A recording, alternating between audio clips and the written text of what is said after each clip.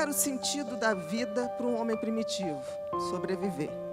Qual é o sentido da vida do homem moderno?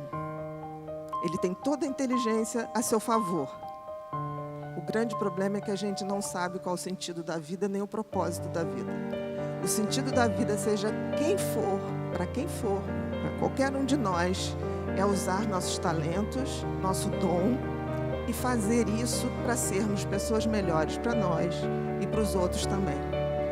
E o propósito é compartilhar isso com o máximo de pessoas. Então, o propósito da nossa vida é dar sentido a ela. E nós não temos feito isso. Nós estamos vivendo exatamente como viviam nossos ancestrais, tendo medo de tudo, querendo controlar tudo. Nós ganhamos inteligências, mas queremos controlar o mundo. Não vamos controlar o mundo. Se a gente não quiser engordar as estatísticas das pessoas que no futuro vão adoecer de ansiedade, depressão, suicídio e vícios, compulsões em geral, a gente vai ter que rever a nossa evolução e vai ter que entender que a nossa inteligência tem que ser melhor usada e usada para que a gente possa de fato evoluir. De alguma maneira a gente começou a entender que o ser feliz ou estar feliz ou o sentido da vida era algo em manada que foi vendido para a gente. Né? A gente tem muito medo hoje, subjetivo, de não ser bem-sucedido, de não tirar a nota que acham que a gente merece, de não ter condições de comprar as coisas que dão status. Mas a gente esqueceu que esse não é o sentido da vida. Até porque, gente, qual é o sentido da vida, racionalmente falando? A gente nasce carequinha, sem dente e sem saber nada. Aí a gente leva anos aprendendo, crescendo o cabelo, trocando os dentinhos. E aí um belo dia a gente começa a envelhecer e perder isso tudo, inclusive os cabelos vermelhos, né? A gente vai deixando os cabelos brancos, a gente vai perdendo dente, a gente vai perdendo também o nosso conhecimento acumulado. Qual o sentido lógico disso? Nenhum sentido.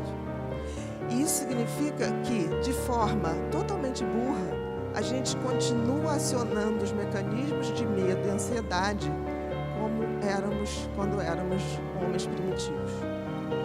O que nós temos que fazer se a gente não quiser adoecer de ansiedade? Existem outros circuitos, muitos outros circuitos dentro do cérebro.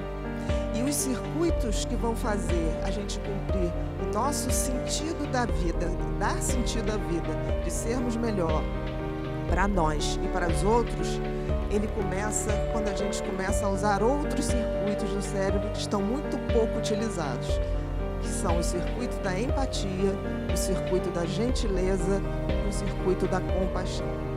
As pessoas falam muito disso, mas não praticam. Eu vejo muita gente ter empatia, mas empatia por empatia, gente, é nada. Empatia significa que eu me sensibilizo com o sofrimento do outro, ok? Mas o que eu faço para mudar o sofrimento do outro? Se eu não tiver compaixão, eu não faço nada. A compaixão é que me faz agir para diminuir o sofrimento do outro. A gentileza é um circuito que a gente pratica e que a gente vai abrindo novos circuitos no cérebro. Quem de nós se programa aqui para fazer coisas desse tipo? Aí depois fala assim, eu ando tão estressado. Não tem jeito, o circuito antigo, como era o circuito do medo, da ansiedade, ele só vai ser desativado ou mais ou menos equilibrado se a gente acionar outros circuitos. E os circuitos que nós temos que acionar são os circuitos da solidariedade, o circuito da gentileza, da generosidade. Só assim nós vamos ter menos ansiedade, vamos ter menos medo e vamos viver num mundo um pouquinho melhor. Não é uma utopia o que eu estou falando, é simplesmente um conhecimento em cima daquilo que o cérebro mostra para a gente. Nós ganhamos um cérebro novo, mas utilizamos ele como se ele ainda fosse velho. A culpa é nossa. Por quê? Porque a gente não usa o conhecimento para mudar as coisas. A gente hoje, a grande maioria das pessoas, vive em movimentos de manada. Não precisa muito. A gente vai a um shopping, se tiver uma loja cheia, todo mundo quer entrar na loja cheia. Ninguém quer na vazia.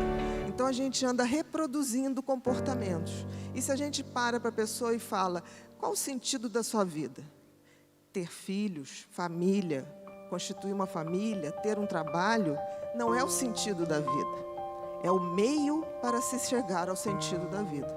Porque o sentido da vida, gente, é a gente que faz. Dar sentido à vida talvez tenha sido o que um cérebro tão maravilhoso nos fez ver. Eu não tenho sentido lógico. Se não tem, eu tenho que dar sentido a isso.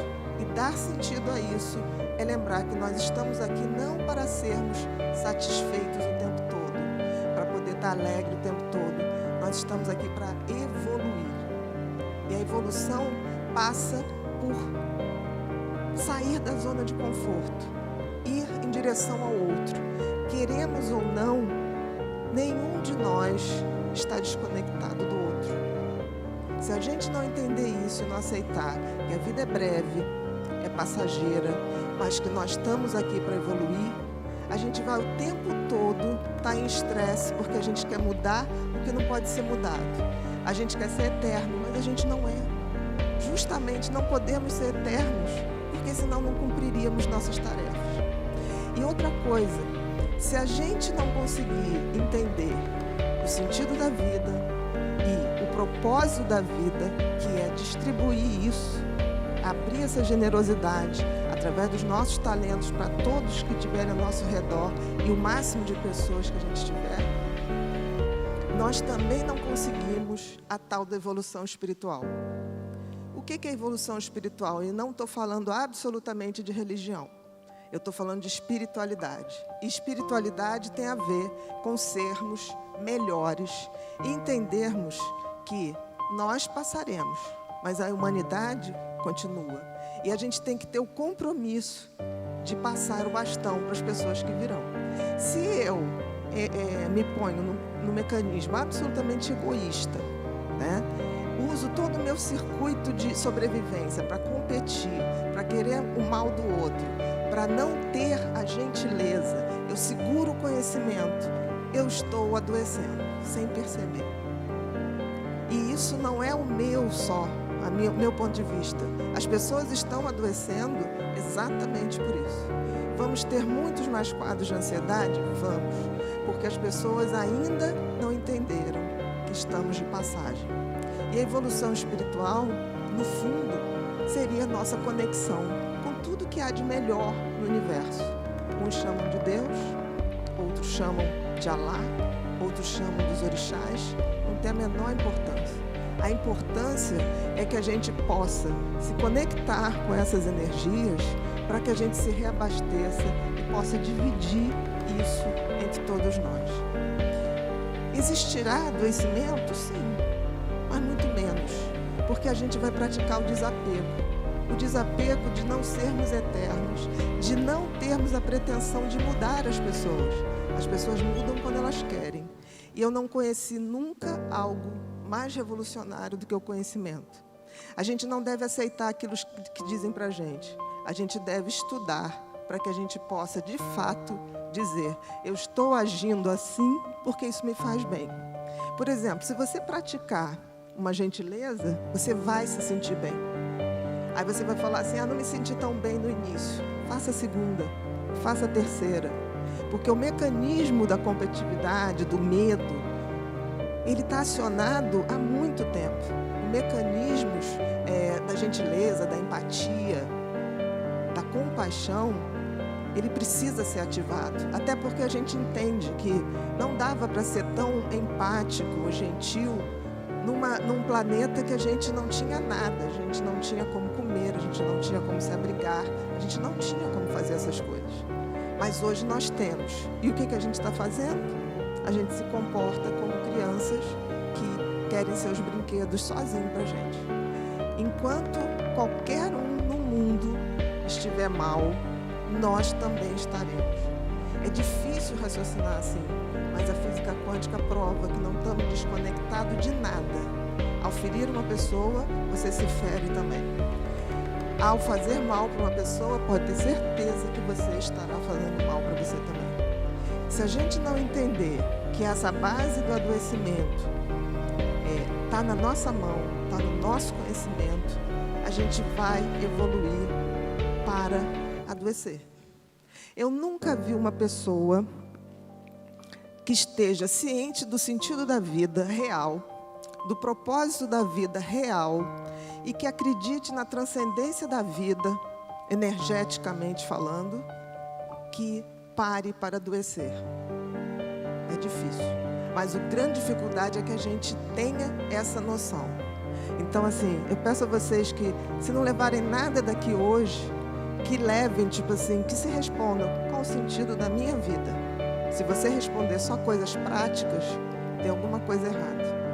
O seu filho, a sua família, isso tudo é o meio, mas não é o fim do sentido da vida. O sentido da vida é muito maior. E aí, se a gente pensar bem, tem um toque divino na evolução espiritual? Acho que sim. Eu chamo Deus do designer do universo, porque eu tenho profunda admiração. Principalmente porque Ele criou e fez a coisa mais extraordinária do mundo, que é o nosso cérebro.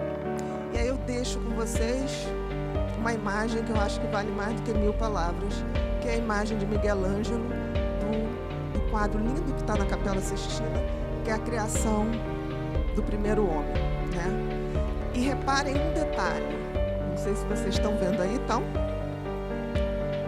vendo Deus lá no cantinho?